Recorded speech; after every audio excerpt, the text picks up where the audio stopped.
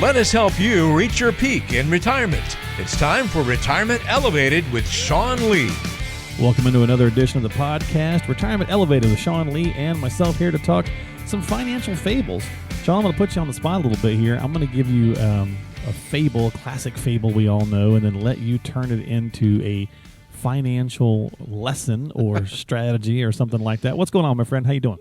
I'm doing well. Doing well. We're busy. Kids are back at school. That time of the year. We're doing fall baseball as the Bananas. That's right. I like that. I love the Bananas. Just having some fun. And my daughter's cheering. So that's all I got going on. All kids stuff, is that all family stuff, all the time. It's just it's not a lot, just a little bit, right? So, yeah, just a little bit. Just a few things here, but that's how it goes, right? When we got the little ones in our lives, so enjoy it while it's there, because eventually they're 25 like mine, and you hear from them once in a while. she called the other day and talked to us for an hour. We were like, "Who are you? What do you want?" Right now, well, she's in the Navy. She's doing great. That's she makes a great living, but it was just like, okay, at that point it's kind of cool, right? Because then they call and just want to talk to you for an hour, and you're like, wow, this is genuinely just to talk to us. This is fantastic. The college years they're calling that you're like, yeah, what do you want? What do you need? What'd you do? Yeah, pretty much. Kind of like fables, right? So we kind of learn morals and things from life. So again, I'm going to do some of these classic fables. Aesop's fables can teach us lessons about life and money. So again, I'll read you the short fable. Hit you with the moral, and then, or you can even give me the moral as you take it, but then give us a financial equivalent. Okay. Perfect. I'm sure you're familiar with most of these. Most people will be. But if not, The Miser and His Gold. Are you familiar with this one? I am. Okay. Yep. So just for a quick rundown, there was a miser who used to hide his gold at the foot of a tree in his garden, and every week he'd go dig it up and look at it, right? That's the whole thing. He'd just pull it up, look at it, just be like, oh, this is awesome. Well, a robber noticed him doing this on the regular and went out one day, dug up the gold, ran off with it. So the miser comes out to gloat over his treasures, as he usually does, and found nothing but the empty hole. And he raised up such a ruckus about it that the neighbors came to see what was going on. And he says, look, my gold's gone. And so one of the neighbors said to him, well, did you ever take it out and use it? And he said, well, no, I only came out to look at it. So the neighbor says, well, come over here and look at the hole, because you can get the same exact thing from looking at the hole that you got from looking at the gold, right? So the moral of the story is, maybe wealth not realized and used, is it wealth?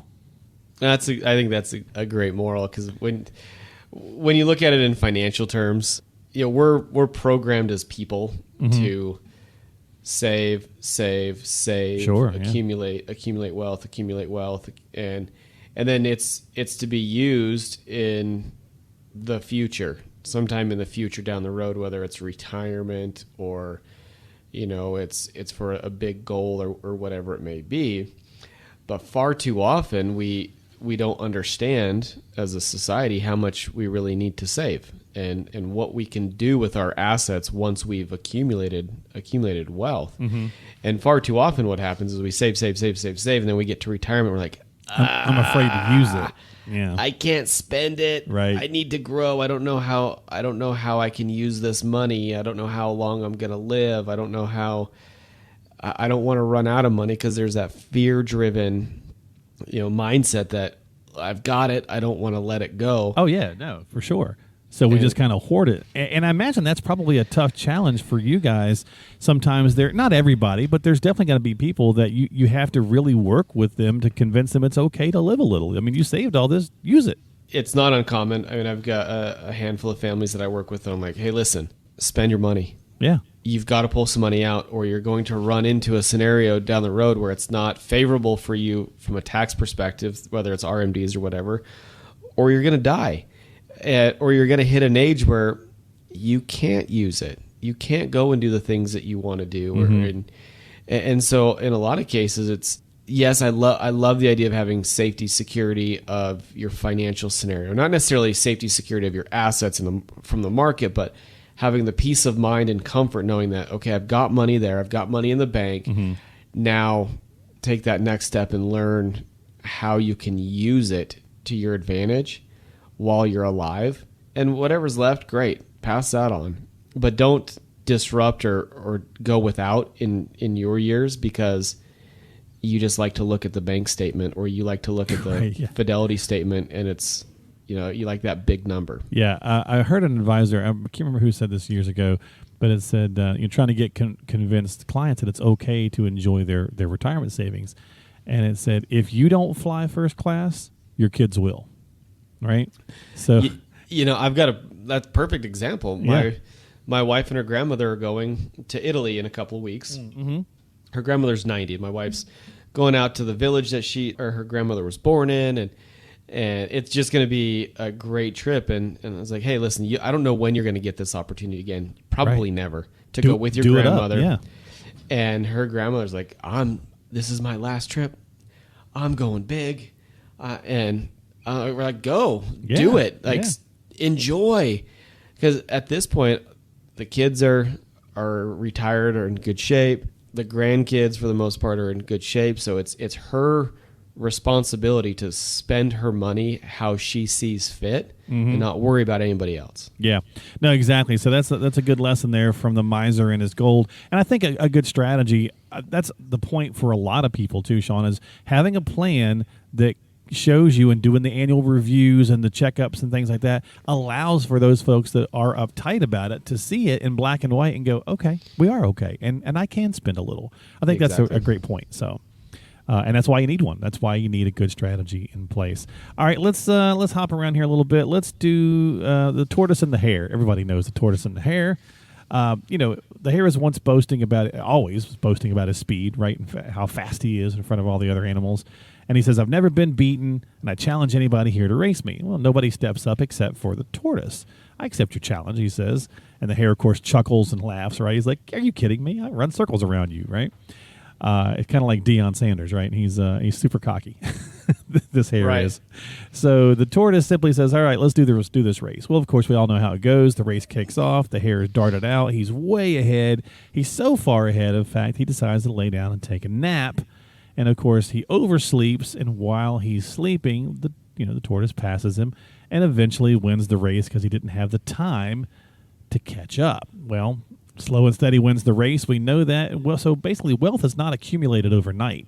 So rushing for the big number at the end of your life cycle, your time horizon, is not as sound a strategy as doing this over time. Our society right now is littered with all those get rich overnight schemes. Like, it's always been there, right? But for sure, yeah. And it's even more prevalent in your face now because of social media, and right, like that. Yeah. And you've got these cryptocurrency billionaires overnight, or millionaires, or whatever.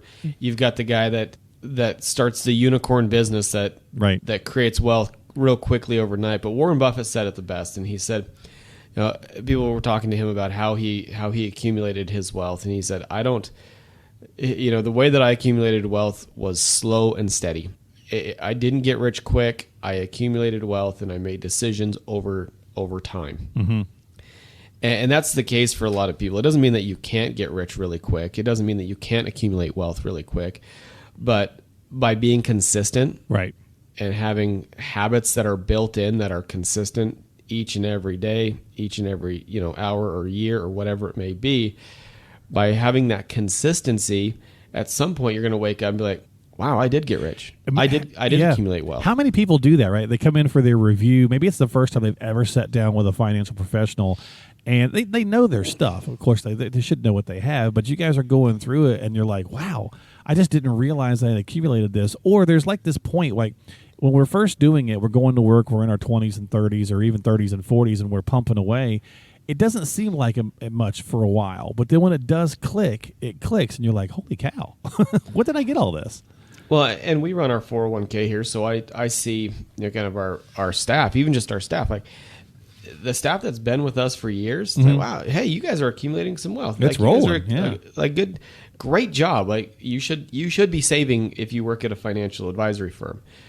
But a lot of people come in and they're like, Sean, I just don't know if I've got enough. I've accumulated $1.3 million or whatever, and I've got this Social Security and this. And when it comes through the planning process, right, well, you really only need about $600K to accomplish your income goal or whatever it may be. The rest of that money can be used for all the fun stuff. They're like, wait, what? I've got the freedom to create my income, but then also have all this extra money to live and enjoy and spend and not worry about. What a fun, liberating moment, right? Oh, it's great because there's like the light bulb turns on, there's clarity, and there's a breath of fresh air that comes out, and it's like, whew, okay. I can exhale. I'm ready to go. That's right. Like grandma, time to party, going to Italy, going to get down. That's right. All right, well, good. So that's another little lesson there from Aesop's Fables. Are you familiar with the dog and his shadow? I am. Okay, well, we'll do this last one here for the listeners this week. So a dog had a piece of meat, and I say that as we're taping the podcast right now. My dog is actually looking at me, so I'm wondering if I'm the piece of meat or if she just wants something to eat or not. Feed me. Feed me. So a dog has a piece of meat, and they're carrying it home in their mouth. And on the way home, they have to cross this brook, and there's a piece of wood as they're crossing, they're kind of a plank or whatever they're using to get across the running water. The dog looks down and sees its own reflection. Well, the dog thinks it's another dog that has a piece of meat and says, hey, I want that piece of meat too. So it snaps at it to get the other meat. Of course, what happens? It drops its own piece of meat into the water and loses it, right? So the moral of the story, sometimes it's more important to hold on to what you got versus trying to get more. And we've certainly seen that here in 22 where people are like, wait, the stock market doesn't always go up, right? So sometimes if you've won the game, Sean, it's time to maybe protect some things as well. You don't always have to be swinging for the fences in your parlance. I think this is indicative of life, right? In general. And, I'm going through this youth baseball. Like this time of year with baseball is crazy because teams are losing players and players are jumping ship and whatever. And in a lot of cases, it's like, well, ooh, that team's got a shiny facility, or that team has this, and so people jump teams or whatever, and then they realize, oh crap, I had it pretty good. Your grass isn't greener. Yeah. That team's pretty good. That team, their coaching was great. Their parents were awesome, and chemistry, whatever. Yeah. Now I'm on the outside looking in, and it's the same way with the financial planning world, but far too often, why do people jump ship in the financial planning world? One, it's because there hasn't been a clearly defined plan built. They're living off of, and they're running their strategies off of returns, and advisors are living and dying off of returns, and that's what they're talking about. Right. Oh, well, you got 8% last year. No worries, I can get you 9. Blah blah blah. Right. And so the shiny object syndrome. Yeah. So people leave, and they're like, oh, I didn't know that was going to happen. So then when we start to look at from the planning perspective, it's like, all right, if you can create and you can spend the time understanding the ins and outs of a strategy of how you're going to build, how you're going to create income, how you're going to do certain things in life, the desire to jump ship really starts to go down because there's a comfort level there. But far too often it's, oh, well, the market's corrected.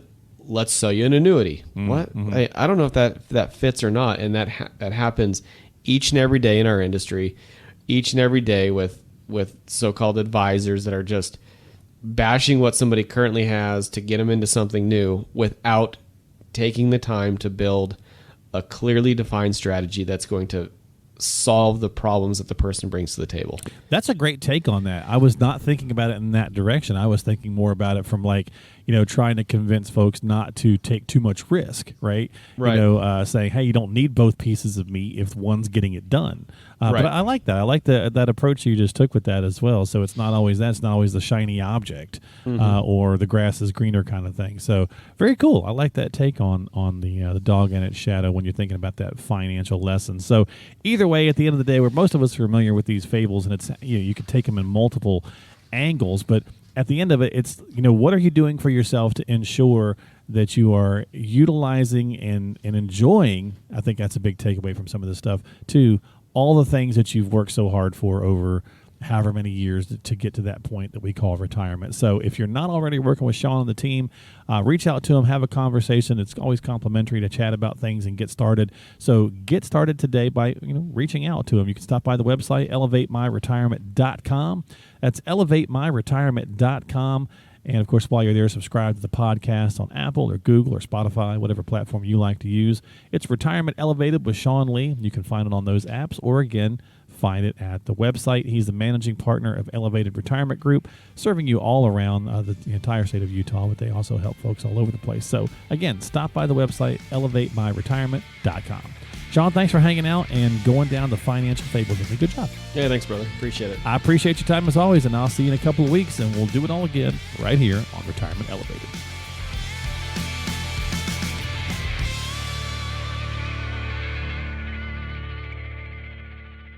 Investment advisory services offered through Elevated Capital Advisors, LLC, and SEC Registered Investment Advisor.